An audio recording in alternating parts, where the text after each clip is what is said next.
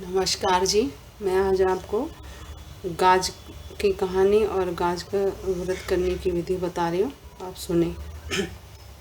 अगर किसी के लड़का हो या उसका विवाह हो तो उसी साल में भादो महीने में शुक्ल पक्ष में अच्छा वार देखकर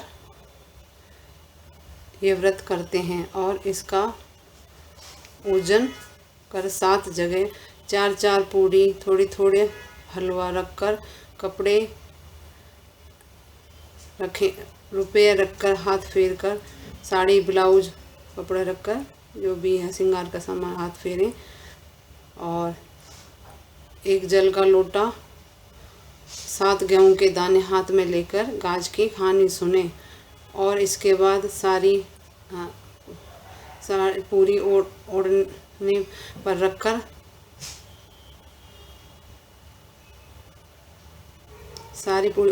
रखकर सासू जी को पैर छू के दे दें। बाद में लोटे का जल सूर्य भगवान को अर्घ दें। 7 ब्राह्मणियों के आप खाना जिमा भी सकते हैं और नहीं तो उनको घर में भी आप खाना भिजवा सकते हैं। 7-7 जगह खीर पूड़ी छींटे लगा ले, टिक्के दे दे रोली के निकाल कर दक्षिणा रख के आप उनके घर में भी भिजवा सकते हैं या फिर आप खाना भी खिला सकते हैं, सबको दक्षिणा दें। कहानी इस प्रकार से है।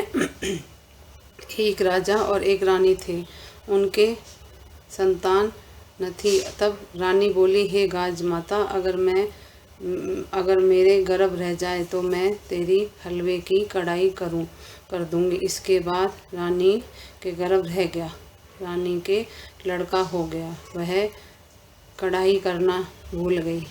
तब गाज माता ने सोचा कि वह तो मुझे भूल गई और एक दिन रानी का लड़का पालने में सो रहा था। तब गरजती हुई बादली आई और पालने सहित लड़के को उठा ले गई। एक भीलनी के घर पालना ले जाकर रख दिया। तब भीलनी जंगल से घर आए तो उन्होंने पालने में एक लड़के को सोता देखा। उनके कोई बच्चा नहीं था, इसलिए वह बच्चे को देखकर बहुत खुश हुए और पालने लगे। एक धोबी था जो राजा के कपड़े भी धोता था और भील के भी। जब वह राजा के घर गया तो देखा कि वहाँ पर शोर हो रहा है था कि गाज माता लड़के को उठाकर ले गई। तब धोबी बोला कि आज एक लड़के को मैंने भील के यहाँ पालने में सोता हुआ देखा है।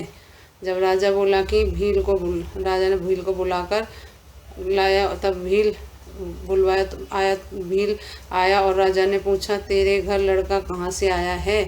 तो भील बोला, मैं गाज माता का व्रत करता था तो मुझे गाज माता ने बेटा दिया है। तो राजा रानी को याद आया कि हमने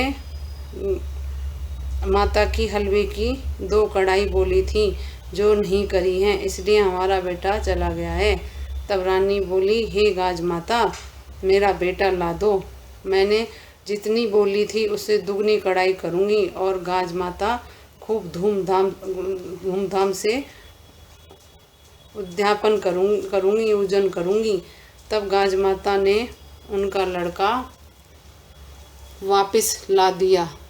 भीलनी के बहुत धन दौलत और लड़का हो गया, धन दौलत हो गया और लड़का हो गया। तब सारे शहर में राजा ने ढिंढोरा पिटवा दिया कि जब भी लड़का हो या लड़की की शादी हो तो गाज माता का पूजन करें।